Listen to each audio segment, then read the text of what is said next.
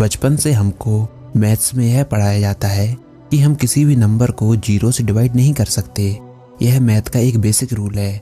लेकिन क्या कभी आप लोगों ने सोचा कि हम किसी भी चीज़ को 0 से डिवाइड क्यों नहीं कर सकते?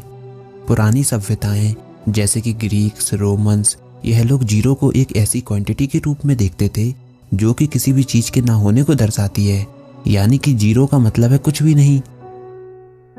लेकिन मैं आपको लेकर चलता हूँ 7वीं शताब्दी में, जहाँ इंडियन मैथमेटिशियन ब्रह्मगुप्त ने 0 को एक नंबर के रूप में देखा और उन्होंने कुछ बेसिक मैथमेटिकल रूल बनाए जो कि 0 को डिफाइन करते थे। जैसे कि अगर आप 1 में 0 को ऐड करेंगे तो आंसर 1 ही होगा। अगर आप 1 में से 0 सब्ट्रैक्ट करेंगे तो भी आंसर 1 होगा। लेकिन अगर आप 0 का मल्टीप्लिकेशन किसी भी नंबर से करते हैं तो उसका आंसर 0 ही होता है। लेकिन अगर किसी भी नंबर को 0 से डिवाइड कर दिया जाए तो उसके आंसर के बारे में ब्रह्मगुप्त को कोई भी आइडिया नहीं था। उन्होंने ऐसा सोचा कि किसी भी नंबर को 0 से डिवाइड करने पर उसका आंसर 0 ही होगा। यह सब ब्रह्मगुप्त का कहना था। लेकिन करीब 500 साल बाद यानी कि 12वीं शताब्दी में इंडियन मैथमेटिशियन भास्कर सेकंड ने हमको यह बताया कि 1 को 0 से डिवाइड करने पर आंसर इनफाइनाइट आएगा, ना कि 0। ऐसा उन्होंने इसलिए कहा क्योंकि 1 को इनफाइनाइट पीसेस में डिवाइड किया जा सकता है जिनका साइज लगभग 0 के बराबर ही होगा।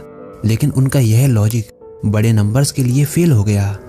जैसे कि अगर 5 को 0 से डिवाइड किया जाए या फिर 10 को 0 से डिवाइड किया जाए तो आंसर क्या होगा। उनका यह लॉजिक बड़े नंबर्स के डिवीजन को एक्सप्लेन नहीं कर पाया। लेकिन आज हमको इसका जवाब पता है कि किसी भी नंबर को 0 से डिवाइड करने पर उसका आंसर अनडिफाइन आता है, यानी कि ऐसा आंसर आता है जिसका कोई सेंस नहीं बनता। जैसे अगर हम मान लें कि हमारे पास 10 पेन हैं और हमको 10 पेन को 5 लोगों में डिवाइड करना है, तो हम सिंपली 10 को 5 से डिवाइड कर देंगे तो हर एक पर्सन को 2-2 पेन मिल जाएंगे। अगर हमको इन्हीं 10 पेन को 2 लोगों में डिवाइड करना है तो हम 10 को 2 से डिवाइड कर देंगे तो हर एक पर्सन को 5-5 पेन मिल जाएंगे। लेकिन अगर हमको इन 10 पेन को 0 लोगों में डिवाइड करना है तब हमारा आंसर क्या होगा? तो अब आप कहेंगे जब यहाँ पर कोई है ही नहीं तो हम इन पेन्स को किस में डिवाइड करेंगे? यानी कि इस केस में आंसर का कोई सेंस ही नहीं बनता। इस केस में हमारा आंसर अनडिफाइन होगा, यानी कि हम कुछ कह नहीं सकते। चलिए, लेकिन फिर भी हम सोचते हैं कि अगर किसी भी नंबर को 0 से डिवाइड कर दिया जाए तो आंसर क्या हो सकता है। जैसे अगर हम 10 को 0 से डिवाइड कर दें तो आंसर क्या होगा। इसके लिए सबसे पहले हम 10 को 5 से डिवाइड करते हैं तो आंसर 2 आता है। हम 10 को 2 से डिवाइड करते हैं तो आंसर 5 आता है। 10 को 1 से डिवाइड करते हैं तो आंसर 10 ही आता है। हम 10 को 1/2 से डिवाइड करते हैं तो आंसर 20 आता है। हम 10 को 1/4 से डिवाइड करते हैं तो आंसर 40 आता है। इसका मतलब अगर हम किसी नंबर को छोटे नंबर से डिवाइड करते जाएं तो हमको उसका आंसर उतना ही बड़ा नंबर मिलता है। तो हम ऐसा अज्यूम कर सकते हैं कि अगर हम किसी भी नंबर को 0 से डिवाइड कर दें तो हमारा आंसर इन्फिनिटी की तरफ अप्रोच करेगा। इसके लिए हम कई बार लिमिट्स का भी यूज़ करते हैं। इसका मतलब हम यह कह सकते हैं कि 10 डिवाइडेड बाई 0 इन्फिनिटी होगा। लेकिन क्या ये स्टेटमेंट सही है? जी नहीं, यह बिल्कुल भी सही नहीं है। क्योंकि अगर हम यह मान लें कि 10 डिवाइडेड बाई 0 इन्फिनिटी है तो हमारा यह कहना भी सही होगा कि 10 बराबर होगा इन्फिनिटी इंटू 0 के। और हमको पता है कि किसी भी नंबर का मल्टीप्लिकेशन अगर 0 से हो जाए तो उसका आंसर हमको हमेशा 0 ही मिलेगा। तो यहाँ पर क्या आया? 10 बराबर हुआ 0 के, जो कि पॉसिबल नहीं है। इसी तरह हम यह भी प्रूव कर सकते हैं कि 5 बराबर होगा 0 के, 2 बराबर होगा 0 के, 7 बराबर होगा 0 के। और जब हम इन सब चीज़ों को कंपेयर करेंगे तो हमको पता चलेगा कि नंबर लाइन के सारे नंबर एक दूसरे के बराबर हो चुके हैं। यानी कि 1 2 के बराबर, 2 200 के बराबर, 200,000 के बराबर। यानी कि हम पाएंगे कि पूरी की पूरी नंबर लाइन एक पॉइंट में कोलैप्स हो चुकी है और हमारी पूरी मैथ की फाउंडेशन खराब हो चुकी है। लेकिन ऐसा हुआ क्यों? क्योंकि हमने 0 से डिवीज़न अलाउ कर दिया। इसलिए हमको रिजल्ट अनडिफाइन मिले, ऐसे रिजल्ट मिले जिसको हम कभी डिफाइन नहीं कर सकते। आप इस ग्राफ को देखिए। इस ग्राफ में अगर हम किसी नंबर को छोटे नंबर से डिवाइड कर दें तो रिजल्ट हमको उतना ही बड़ा नंबर मिलेगा। यानी कि अगर हम किसी नंबर को 0 से डिवाइड कर दें तो आंसर पॉजिटिव इन्फिनिटी की तरफ अप्रोच करेगा।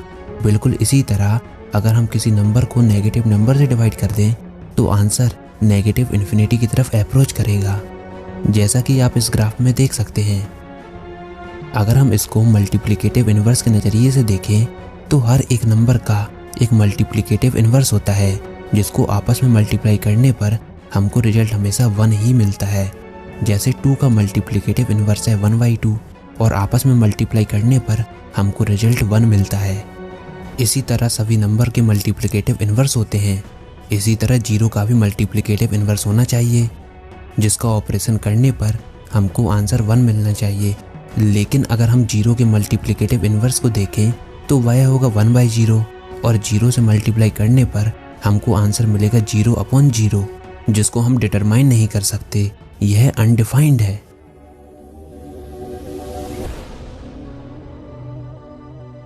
चलिए हम इसको थोड़ा प्रैक्टिकली प्रूफ करते हैं। हम यह प्रूफ करेंगे कि 1 बराबर है 2 के।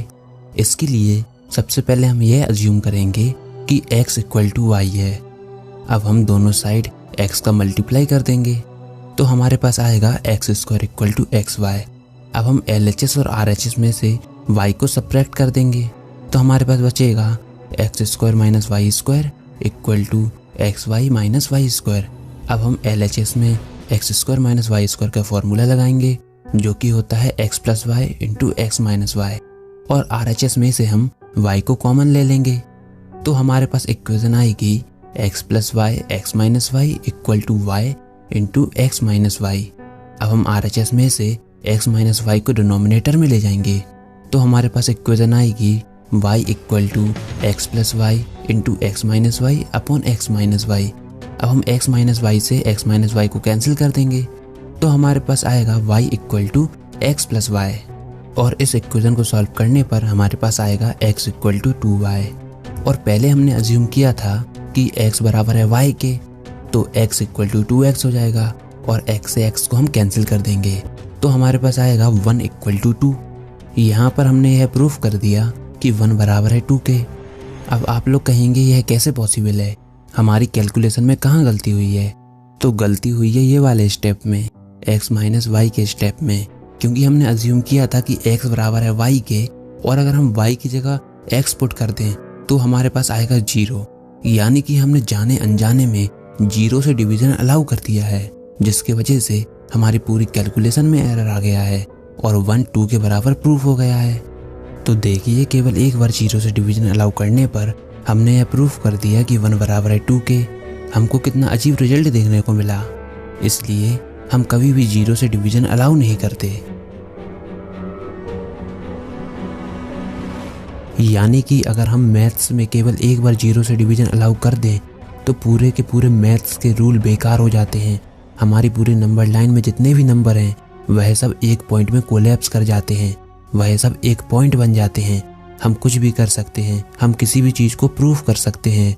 मैथ्स का पूरा लॉजिक ही खत्म हो जाता है, नंबर लाइन का कोई एग्जिस्टेंस नहीं रहता, और जो हमको रिजल्ट मिलते हैं वह बिल्कुल बेकार रिजल्ट होते हैं जो कि हमारे किसी भी काम के नहीं होते। इसलिए हम कभी भी 0 से डिवीजन अलाउ नहीं करते।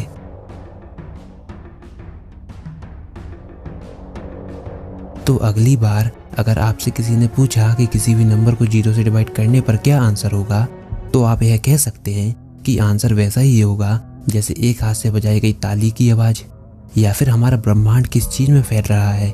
यानी कि हमको ऐसे आंसर मिलेंगे जिनका कोई सेंस नहीं बनता, जिसमें कोई इन्फॉर्मेशन नहीं होती।